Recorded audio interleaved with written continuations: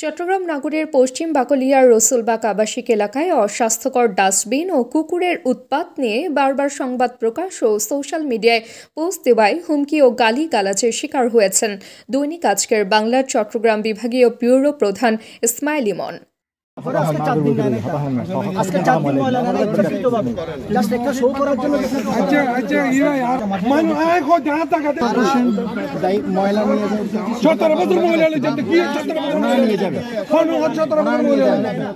এলাকায় মসজিদ, কবরস্থান ও আবাসিক ঘরবাড়ির সামনে ডাস্টবিন থাকায় দীর্ঘদিন ধরে পরিবেশ দূষণ ও স্বাস্থ্য ঝুঁকি বাড়ছিল। বিষয়টি চসিক মেয়রের নজরে এলে তিনি পরিদর্শন শেষে দ্রুত ডাস্টবিন সরানোর নির্দেশ দেন।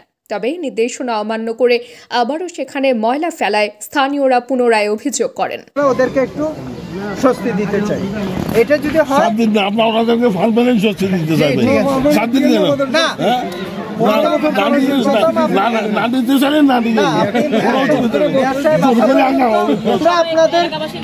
আপনাদেরকে সহযোগিতা করতে হবে। আজকে মিডিয়াতে এটা দিয়ে আমাকে দোষারোপ করা হয়েছে। বুঝতেছি কালকে আমরা দেবো, আপনাকে অ্যাপ্রিশিয়েট করি। ওকে, মিডিয়া বা এগুলি কিনা যায়, এই শুধু মিডিয়াকে আমরা কেজি মাপা কিনতে পারি। হ্যাঁ, ঠিক আছে। আর কিছু আপনি অসৎ দুর্নীতিবাজ। হ্যাঁ, তারপরে আপনি আরেকজন বাসা বাড়ির সামনে ময়লা ফেলতে পারবেন? আপনি আরেকজন বাসা বাড়ির সামনে ময়লা ফেলতে পারবেন? এটা স্বাস্থ্যকর পরিবেশ, আরেকজন বাসা বাড়ির সামনে ময়লা ফেলবেন? এটা আপনার লজিক? স্বাস্থ্যের সঙ্গে আপনার থেকে নিতে হবে না। আপনি তো কথা বলতে রং বললেন।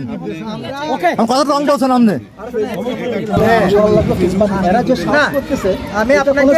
আমি মেয়রের পক্ষ থেকে আমরা আসছি, উনি দায়িত্বশীল অফিসার, ওনার আন্ডারে হচ্ছে এই ডিপার্টমেন্ট ম্যাজিস্ট্রেটও আসছি। আমরা আপনাদেরকে একটা প্রাইমারি সমাধান দিলাম।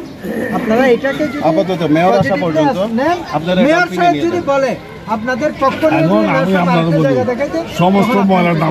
16 নভেম্বর চসিক পরিচ্ছন্নতা কর্মকর্তা, নির্বাহী ম্যাজিস্ট্রেট ও মেয়রের একান্ত সচিব এলাকা পরিদর্শনে গেলে ঘটনাটি ধারণ করেন সাংবাদিক ইমন। এলাকা পরিদর্শনে আসার সময় ভিডিও ধারণের কারণে সাংবাদিক ইসমাইল ইমনকে রসুলবাগ সমাজ কল্যাণ পরিষদের সভাপতি আসাদুল্লাহ হুমকি দেন।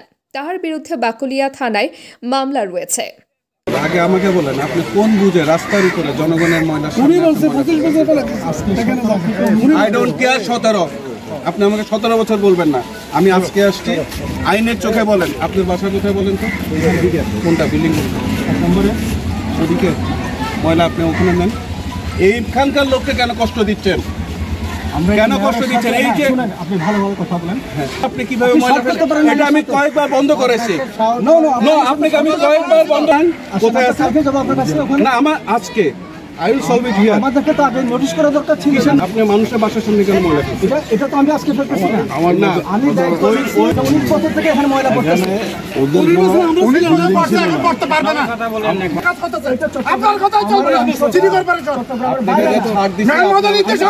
আমি নির্দেশ মানেন নাই। ছাড় করবো। আপনাদেরকে দেখাই দিচ্ছি জায়গা।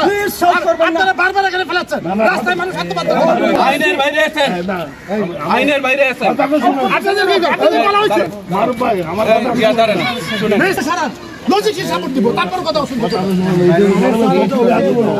ঘটনাটি ছড়িয়ে পড়লে স্থানীয় সাংবাদিক ও গণ্যমান্য ব্যক্তিদের মধ্যে ক্ষোভের সৃষ্টি হয়।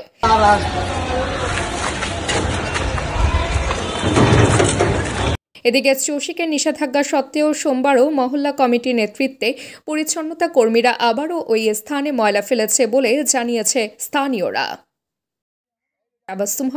দৈনিক আজকের বাংলা। দৈনিক আজকের বাংলা .net